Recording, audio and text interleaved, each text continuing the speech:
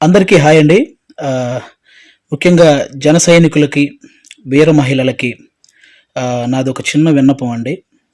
నేను ప్రొఫెషనల్‌గా కమెడియన్ అయ్యుండొచ్చు గానీ, పర్సనల్‌గా 80% మార్కులతో బీటెక్ కంప్లీట్ చేసి, ఈ సమాజం మీద, రాజకీయాల మీద, అలాగే వ్యక్తుల మీద, విలువల మీద, అన్నిటి మీద అవగాహన కలిగిన ఒక వ్యక్తిని నేను కూడా. ఆంధ్రప్రదేశ్‌లో ఓటు హక్కు ఉంది కాబట్టి జరుగుతున్న విషయాల మీద మాట్లాడే హక్కు నాకు కూడా ఉందని నేను మాట్లాడుతున్నాను. అంటే జనసేనకి 24 సీట్లు అని అనౌన్స్ చేయగానే చాలామంది పవన్ కళ్యాణ్ గారిని తిడుతున్నారు. కొంతమంది అలుగుతున్నారు. కొంతమంది అసంతృప్తి చెందుతున్నారు. ఇంకొంతమంది అయితే మోసిన జెండానే కిందేసి కాలుస్తున్నారు. ఇంకొంతమంది అయితే వేసిన స్టిక్కర్స్‌ను లాగేసి పీకేస్తున్నారు. ఇవన్నీ చూసి నిజంగా మనసుకి చాలా చాలా చాలా బాధనిపించింది. ఒక్కసారి ఆవేశంతో కాకుండా మీ ఆత్మ సాక్షిగా ఆలోచించి చెప్పండి. తను నమ్ముకున్న ప్రజలను కానీ, తనతో నడుస్తున్న నాయకులను కానీ మోసం చేసే వ్యక్తిత్వం పవన్ కళ్యాణ్ గారికి ఉంటుందా అండి? పెట్టిన పార్టీకి సపోర్ట్ చేసే మనమే ఇంత ఆలోచిస్తే, ఒక పార్టీ పెట్టిన వ్యక్తి ఇంకెంత ఆలోచించుంటాడు. ఒక డెసిషన్ తీసుకోవడానికి తనలో తాను ఎంత మదనపడి ఉంటాడు.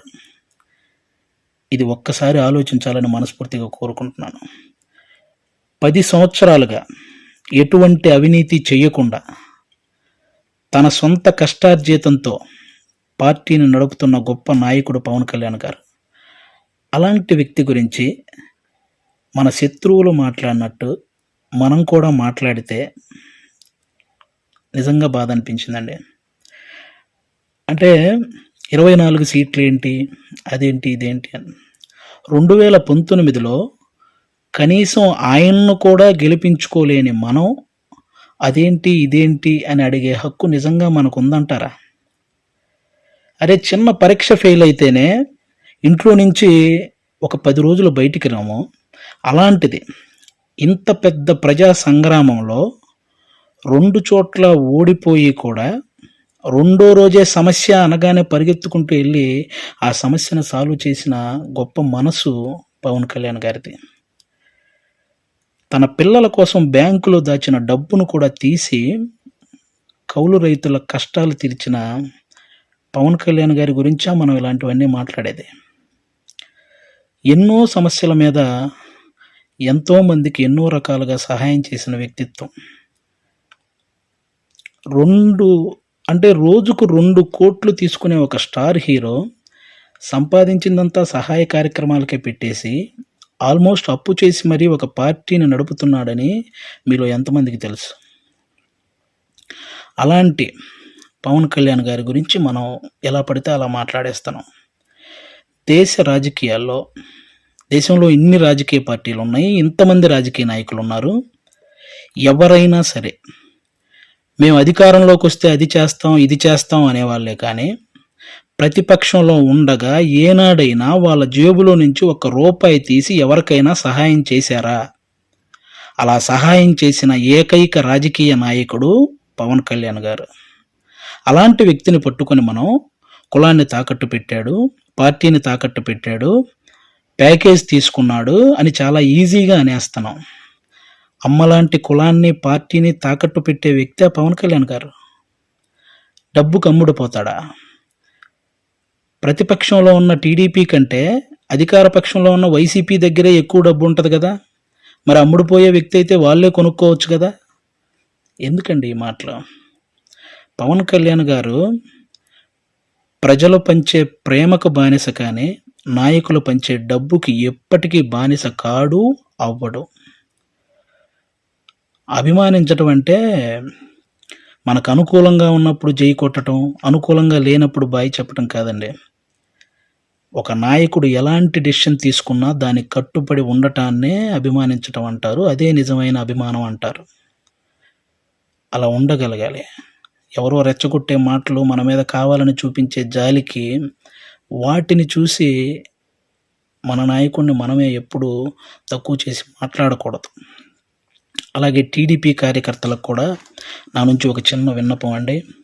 2014లో ఒక్క సీటు కూడా ఆశించకుండా పూర్తి మద్దతు చంద్రబాబు నాయుడు గారికి ప్రకటించారు. ఆ త్యాగాన్ని గుర్తించాలని మనస్ఫూర్తిగా కోరుకుంటున్నాను. అలాగే 2023లో 14 సంవత్సరాలు ముఖ్యమంత్రిగా చేసిన ఒక వ్యక్తిని, పేద కుటుంబాల్లో ఎంతోమంది పేద విద్యార్థులు వాళ్ళు ఐటీ జాబ్ చేయొచ్చు, అమెరికాలోకి వెళ్ళి సెటిల్ అవ్వచ్చు అని ఈ ఐటీని తెలుగు రాష్ట్రాల్లో ప్రతి ఒక్కరికి పరిచయం చేసినటువంటి చంద్రబాబు నాయుడు గారు లాంటి వ్యక్తి, ఒక 70 ఏళ్ల పైబడిన వ్యక్తిని జైల్లో పెడితే నిజంగా చాలామందికి బాధ అనిపించింది. అలాగే పవన్ కళ్యాణ్ గారు అక్కడికి వెళ్ళి కలవడం జరిగింది. పొత్తు అనేది పెద్ద సభలు పెట్టి ఆడంబరంగా చేసుకోవచ్చు, కానీ అలాంటి ఆడంబరాలు కోరుకోలేదు. అక్కడ కష్టాన్ని చూశాడు. ఆ జైలు ముందుకొచ్చి అక్కడే పొత్తును ప్రకటించాడు. ప్రకటించిన వెంటనే జన సైనికులందరికీ ఏం చూసించాడో తెలుసా? అవసరంలో మనం ఆదుకున్నాం కాబట్టి అనవసరంగా టీడీపీని ఎవరైనా తక్కువగా మాట్లాడడం కానీ, తప్పుగా మాట్లాడడం కానీ చేయొద్దని జన సైనికులందరికీ సూచించారు. ఒక సభలో మనం మాట్లాడేటప్పుడు జనసేన, టీడీపీ అని సంబోధిద్దాం, వాళ్ళు మాట్లాడేటప్పుడు టీడీపీ, జనసేన అని సంబోధిస్తారు అని కూడా చెప్పి కార్యకర్తల్లో ఒక ఉత్సాహాన్ని నింపారనమాట. అంటే ఒక పొత్తు ధర్మాన్ని ఇంతకంటే నిజాయితీగా పాటించే వ్యక్తి ఎవరైనా ఉంటారా? ఎక్కువ సీట్లు తీసుకొని ఇన్నే గెలిచాడా అనిపించుకోవటం కంటే, తక్కువ సీట్లు తీసుకొని అన్నీ గెలిచాడు అనిపించుకోవటం కరెక్ట్ అని భావించి 24 సీట్లకే పరిమితం అయ్యారు. కాబట్టి టీడీపీ కార్యకర్తలందరికీ రేపొద్దున ఆ 24 చోట్ల టీడీపీ కార్యకర్తల ఓటు ట్రాన్స్ఫర్ ఖచ్చితంగా జనసేనకు జరగాలి. ఆయన త్యాగాన్ని రుణం తీర్చుకోవాల్సిన సమయం వచ్చిందని నేను అనుకుంటున్నాను. అలాగే పవన్ కళ్యాణ్ గారి మాటని గౌరవించి జనసేన కార్యకర్తలు కూడా టీడీపీ నిలబడ్డ ప్రతి చోట ఆ ఓటు ట్రాన్స్ఫర్ జరగాలని మనస్ఫూర్తిగా కోరుకుంటున్నాను. చాలామందికి ఈ 24 సీట్లు ఏంటి, అదేంటి అని అసంతృప్తిగా ఉన్న వాళ్ళకి ఒక చిన్న ఎగ్జాంపుల్ చెప్తాను. మహేంద్ర సింగ్ ధోని క్రికెటర్ మీ అందరికీ తెలుసు. ఆయన వచ్చిన కొత్తలో స్టార్టింగ్లో డకౌట్ అయ్యాడు. ఆ తర్వాత మంచి మంచి షాట్లు కొట్టి ఒక 24 పరుగులు చేశాడు. ఇతనిలో గేమ్ ఉంది అని అందరికీ తెలిసేలా చేశాడు. ఆ తర్వాత గేమ్ చేంజర్ అయ్యాడు. ఆ తర్వాత గేమ్ విన్నర్ అయ్యాడు. ఫైనల్గా క్రికెట్నే శాసించాడు. మన నాయకుడు కూడా అంతే. స్టార్టింగ్లో 2 చోట్ల ఓడిపోయి ఉండొచ్చు. ఇప్పుడు 24 సీట్లతో అసెంబ్లీలోకి 21 సీట్లతో అసెంబ్లీలోకి వెళ్ళొచ్చు, 3 పార్లమెంట్ సీట్లు గెలవచ్చు. రాజకీయం బాగా తెలిసినవాడు అని అందరూ అనుకోవచ్చు. ముందు ముందు ఆయనే గేమ్ చేంజర్ అవ్వచ్చు, ఆయనే గేమ్ విన్నర్ అవ్వచ్చు. మీరు చూస్తుండగానే ఈ రాజకీయాల్ని శాసించవచ్చు. కాబట్టి ఎప్పుడు ఎవరిని తక్కువగా, అంత ఈజీగా ఒక పార్టీ నడిపే అధ్యక్షుడు ఎంత ఆలోచించుంటే ఇవన్నీ చేస్తుంటాడని గుర్తుపెట్టుకొని మాట్లాడాలని మనస్ఫూర్తిగా కోరుకుంటున్నాను. ఆయన నిలబడ్డ 24 సీట్లు గెలిపించి ఒక మంచి పొజిషన్లో ఉంచండి. మన మనసులో ఉన్న పొజిషన్కి ఆయనే చేరుకుంటారు. థ్యాంక్ యూ అందరికీ. అంటే 10 సంవత్సరాల నుంచి పార్టీ నడుపుతున్న ఒక వ్యక్తికి 10 సీట్లు తగ్గగానే ఎలా పడితే అలా మాట్లాడుతుంటే 2 డేస్ నుంచి ఏం చేయాలో అర్థం కాక ఒకసారి నేను మాట్లాడాలనిపించి మాట్లాడాను. తప్పు మాట్లాడుంటే క్షమించండి, కరెక్ట్ మాట్లాడుంటే కన్విన్స్ అవ్వండి. Thank you. జై హింద్, జై జనసేన. Thank you.